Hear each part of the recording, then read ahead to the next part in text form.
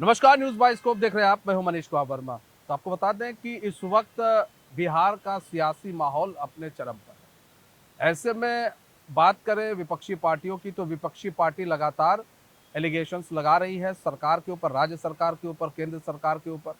विपक्षी पार्टियों का कहना है, खासकर मुख्य पार्टी आरजेडी का कहना है कि भाई राज्य सरकार जो केंद्र सरकार से बेनिफिट ले सकती थी, वो बेनिफिट नहीं ले पा रही है। ऐसे में एलिगेशंस लग रहे हैं कि सिर्फ सत्ता की लोभ के लिए ये सारी बातें नहीं कही जा रही है, केंद्र सरकार से बातें नहीं कर रहे हैं। जो राज्य सरकार के जितने भी मंत्री हैं, सांसद हैं, जो मंत्री बने हुए हैं केंद्र सरकार में, वो बातें नहीं कर रहे हैं।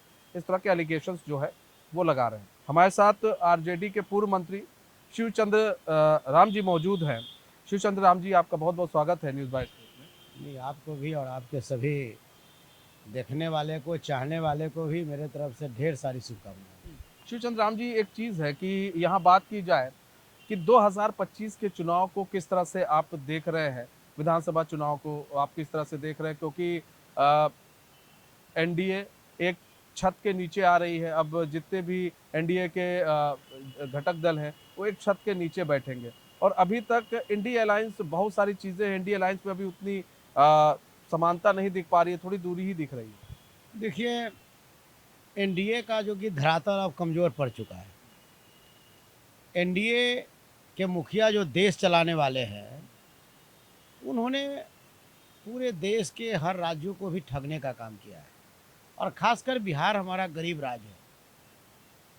अब इनकी पत्ता चलने वाली नहीं है, और ख़ास करके बिहार के मुख्यमंत्री नीतीश कुमार जी हैं, तो ये अब जो है भूलते ज़्यादा है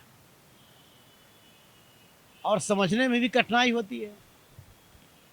और बिहार को चाहिए रोटी, कपड़ा, मकान और बेरोजगारों को रोजगार। इसमें असक्षम है एनडीए की सरकार। इसलिए तेजस्वी प्रसाद यादव जी को हर लोग इस बार चाह रहे हैं कि हमारा मुख्यमंत्री कैसा हो, तो तेजस्वी यादव जैसा हो। और तेजस्वी प्रसाद यादव जी ने बिहार के जनताओं को सामने उन्होंने वादा भी किया है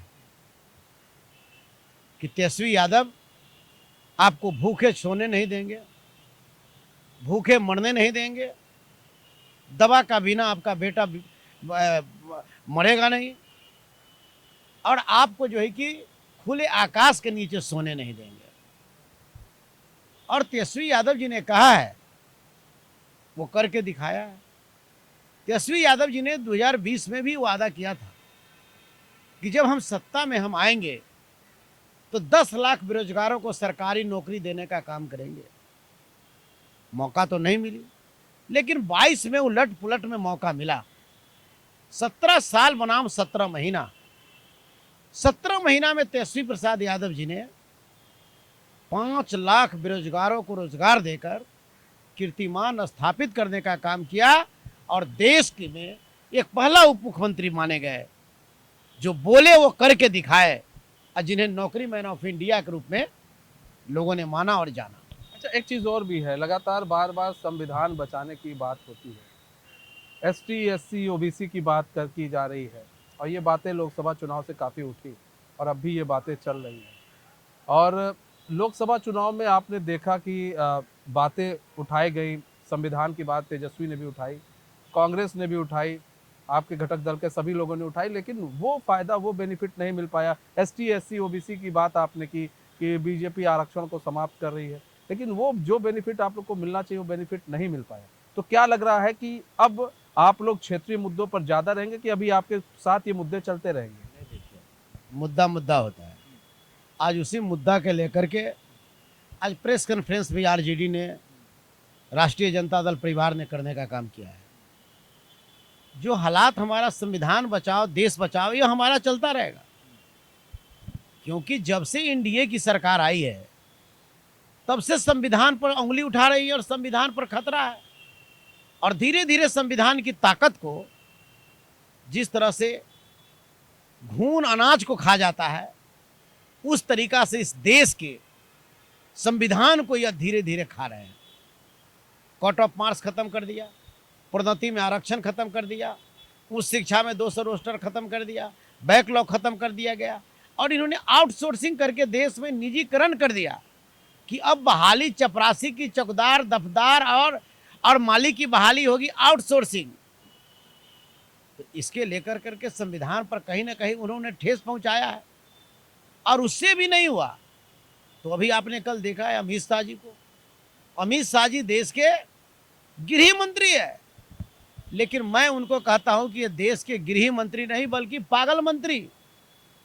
जिस बाबा साहब भीमराव अम्बेडकर का लिखी हुई संविधान लेकर कितने बार उन्होंने शपथें खाई हैं, देश को चलाने की कहने की बात उन्होंने की है, और वो व्यक्ति अंबेडकर की बात उन्होंने पार्लियामेंट में करने का काम किया। और उन्होंने कहा कि जितना देर पार्लियामेंट में आप बाबा साहब का नाम लेते उतना भगवान के नाम ले लोगे तो स्वर्ग मिलेगा।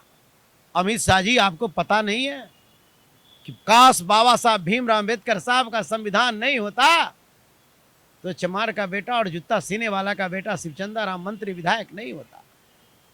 आज बाबा साहब भीमराव अम्बेडकर का संविधान नहीं होता तो इस देश में अति पिछड़ा और दलित का बेटा MP MLA मुखिया सरपंच और जिला पार्षद नहीं होता। और तो उस बाबा साहब भीमराव अम्बेडकर साहब की बात कर रहे हैं। बाबा साहब भीमराव अम्बेडकर साहब हमारे भगवान है, भगवान है, भगवान है, भगवान है। उन्होंने मुझे ताकत दी है, शक्ति दी है, सम्मान दिया है। जब से NDA की सरकार आई उस पर ध्यान नहीं दे रही है कि जब से सरकार में आई तब से भाई इस देश के मंदिर बंद क्यों रहते? रात में मंदिर क्यों बंद रहते? मंदिर को कम से कम तो खुलवाओ। लेकिन बाबा साहब का स्टैचू आज इस देश में, दुनिया में सबसे ज्यादा अगर स्टैचू किसी का है तो बाबा साहब भीमराव अम्बेडकर का, जो खुले आकाश के नीचे है। तो ऐसे परिस्थिति में ये बाबा साहब के साथ जो है कि अमित शाह जी ने अपमान करने का काम किया है। हम इसकी कोटि कोटि निंदा करते हैं और भर्त्सना करते हैं।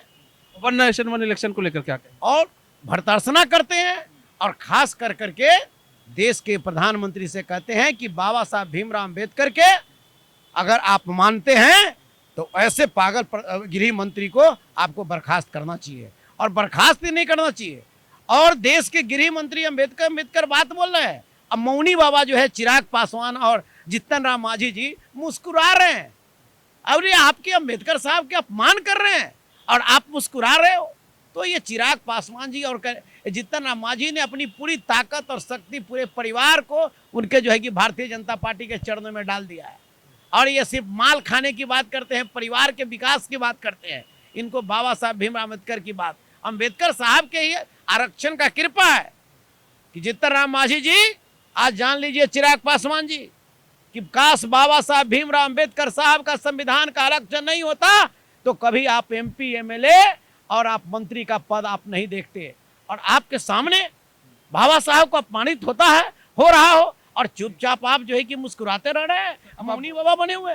वन नेशन वन इलेक्शन को लेकर देखिए, वन नेशन वन इलेक्शन इनकी ताकत नहीं है। अगर ताकत होती तो आपने देखा है वोटिंग की क्या स्थिति रही है। JPC में अरे हमारा कहने का मतलब ये कि आपने देखा नहीं वोटिंग में। वन नेशन वन की बात आप तो कर रहे हैं। आप इस पर आपसे सवाल किया जा रहा है कि आप ऐसा क्यों करना चाहते हैं। तो भाई इससे बचत होगा, पैसा बचेगा।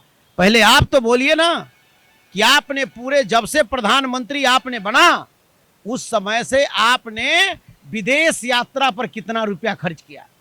आप ये तो बताइए कि आप एक मुखिया के चुनाव में भी चुनाव प्रचार में चले जाते हैं, आप एक MLA के चुनाव प्रचार में भी आप चले जाते हैं, MP के चुनाव में जिले तक छोड़िए, आप जो है कि विधानसभा वाइज आप चले जाते हैं। क्या देश के प्रधानमंत्री आज तक का वही प्रधानमंत्री रहा है क्या? आप उस पर कितना खर्च हो रहा है भारत सरकार का, इस पर कभी नहीं है। ये कैसे बचेगा खर्च? पहले वो खर्च को बताइए। आप पोस्टर में, बैनर में और अपना चेहरा चमकाने में आप कितना रुपया आपका खर्च हो रहा है, इस पर आप इसका तो बचाव कराइए। अब वन नेशन लेकर के वन इलेक्शन की बात कहकर देश के आदमी को आप गुमराह करना चाहते हैं। आप बहुत बहुत धन्यवाद सर हमारे साथ जुड़ने के लिए। बहुत बहुत धन्यवाद।